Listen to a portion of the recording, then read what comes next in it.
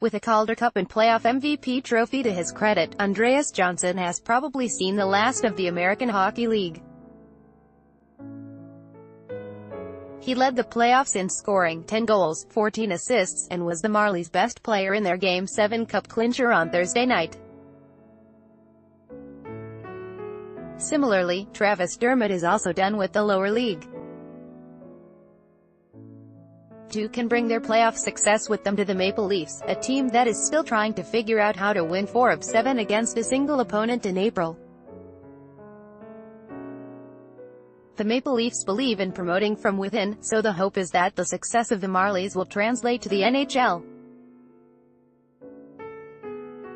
Here's a look at some players other than Johnsson who helped their cause in the playoffs, with thanks to a pro scout who follows the Marlies closely and offered his analysis on condition of anonymity. Forwards Travis Dermott and the Marlies earned more than an all-championship on Thursday night at Ricoh Coliseum. Several players also improved their chances of seeing NHL duty next season, with the Leafs or elsewhere. Nathan Dennett, the Canadian Press, Miro Aaltonen and Carl Grundstrom playing with Johnsson. It's easy to see the Marlies' entire top line becoming the Leafs' fourth unit. They're young, fast, skilled and dangerous on offense. If the Leafs are moving to 4 lines with speed, these guys fit the bill. You know about Johnsson. Aaltonen, 4 goals, 9 assists, is creative, smart and can kill penalties. Grundstrom, 8 goals, 6 assists, has grit on top of that. Scouts take that entire line could make the jump together. With the Finns and the Swedes, you never have to worry about their work ethic. These guys bring it. Grundstrom checks off all the boxes and he has underrated puck skills. Aaltonen could slide in nicely to a fourth-line center role. He's shown that ability to be abrasive when he needs to be. Article continued. Below defense, Justin Hull and Kaya Rosen, partly because he's a right-handed defenseman and the Leafs need one. Hull, 3 goals, 2 assists, will get a long look. He still makes mistakes, but he was a primary penalty killer with the Marlies, a role he could fill for Mike Babcock if Roman Polak does not return. Rosen, 5 goals, 6 assists, anchored the power play, a role that may not be up for grabs with the Leafs, but was steady in the regular season and rose to the occasion in the playoffs. Scouts take on Hull. I remember seeing him 3 years ago and thought he would never play in the NHL. Too slow. Didn't make good puck decisions. But fast forward, he's been one of the most consistent defensemen. His puck-moving ability is at the NHL level. On Rosen, I wasn't a big fan of his, but from the playoffs his stock has risen. He has been one of the more pleasant surprises, especially offensively. It took him half a season to understand the North American game.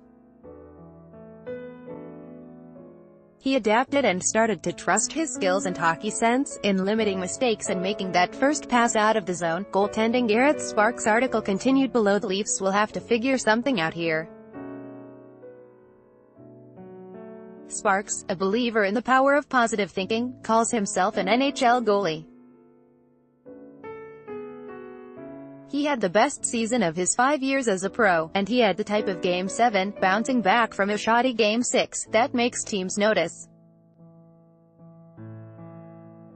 His playoff performance, 14-5, 2.22 goals against, average .915 save mark, might not have been as good as his regular season, the 2nd of September 31, 1.79, .936, but he seems primed for NHL work, likely as a backup.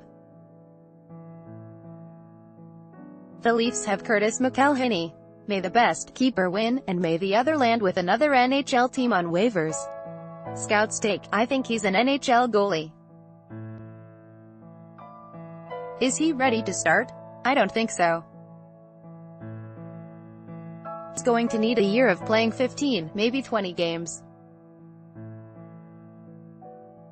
Garrett Sparks has done all he could at the American League level. Late bloomers Trevor Moore and Mason Marchment, a left-winger, took it like a pro when Johnson rejoined the Marlies, bumping him down to the fourth line, and he was terrific. Fast and skilled and committed.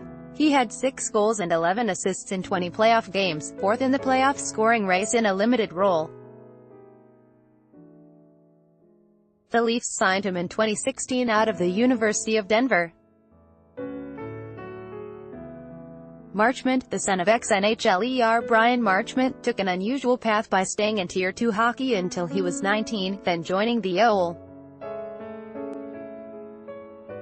He worked his butt off the last 2 years on a minor league deal, and now has an NHL entry-level contract. He scored twice in the Game 7 and had 6 goals, 3 assists in the playoffs. Scouts take on Moore. With this playoffs, he's really been able to elevate his stock. If it isn't with Toronto, I'm sure he's garnered more attention with other teams. On Marchment, a really good story. This guy turned some heads. Had to prove his worth and has demonstrated a lot. His compete level, this guy has got it. Party time for Marlies fans. The Toronto Marlies want their fans to come party with the Calder Cup. Fans are invited to Ricoh Coliseum starting at 1 p.m. Saturday, and players will take the podium at 2 p.m. to celebrate the RAL Championship. Led by playoff MVP Andreas Johnson and backed by goalie Garrett Sparks, the Marlies won their first Calder Cup, taking Thursday night's Game 7 against the Texas Stars 6-1.